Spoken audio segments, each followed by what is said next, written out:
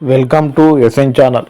రైతు భరోసా నియమ నిబంధనల కోసం రేవంత్ సర్కార్ కీలక నిర్ణయం తీసుకున్నట్టు తెలుస్తుంది. 7 ఎకరాల వరకు ఉన్న రైతులకు ఈ పథకాన్ని వర్తింపజేయాలని భావిస్తున్నట్టు సమాచారం.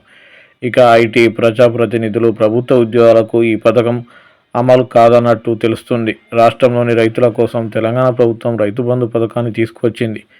రైతు బంధు పథకానికి 7 ఎకరాల వరకు పరిమితి విధించింది. అయితే ఆదాయ పన్ను చెల్లించేవారు, ప్రభుత్వ ఉద్యోగులతో పాటు ప్రజాప్రతినిధులకు ఈ పథకం వర్తించకుండా ప్రభుత్వం చర్యలు చేపట్టింది. అందుకోసం రైతు భరోసా మార్గదర్శకాలను తెలంగాణ ప్రభుత్వం సిద్ధం చేస్తుంది. ప్రధానమంత్రి కిసాన్ యోజన పథకం తరహాలో ఈ పథకం సైతం అమలయ్యేలా తెలంగాణ ప్రభుత్వం నిర్ణయించినట్టు సమాచారం.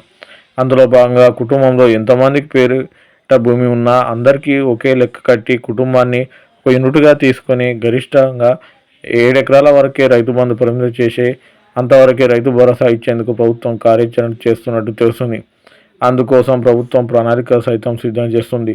రైతు బంధు పథకం కింద ప్రతి ఎకరానికి 5,000 చొప్పున సాగు పెట్టుబడి సాయం అందిస్తుంది. 2 ఎకరాలు కలిపి ఖరీఫ్, రబీ సీజన్కి ఎకరానికి 5,000 చొప్పున 2 సీజన్లు కలిపి 10,000 పెట్టుబడిగా ఇవ్వనుంది. ఈ మొత్తాన్ని రైతులకు చెక్కు రూపంలో ఇస్తున్నారు.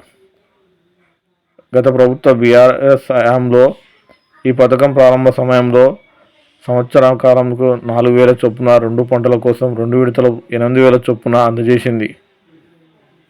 రేవంత్ సర్కార్ సారథ్యంలోని కాంగ్రెస్ ప్రభుత్వం గత ఏడాది కొలుదిరిన ఈ క్రమంలో బీఆర్ఎస్ ప్రభుత్వం చేపట్టిన రైతు బంధు పథకాన్ని రైతు భరోసాగా మార్చింది.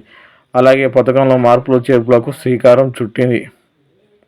ఈ పథకం ద్వారా సాయం అందించాలనే లక్ష్యంతో సాగు భూములకు సంబంధించిన సమగ్ర నివేదికలను జిల్లా అధికారుల నుంచి సేకరించాలని ఆదేశించింది. అయితే గత బీఆర్ఎస్ ప్రభుత్వం రైతు బంధు పథకంలో నగదును పొడిగింపు, భూములు, రియల్ ఎస్టేట్ వెంచర్లు, రోడ్ల రూపంలో దుర్వినియోగం చేసినట్టు ఆరోపణలు వెల్లువెత్తాయి.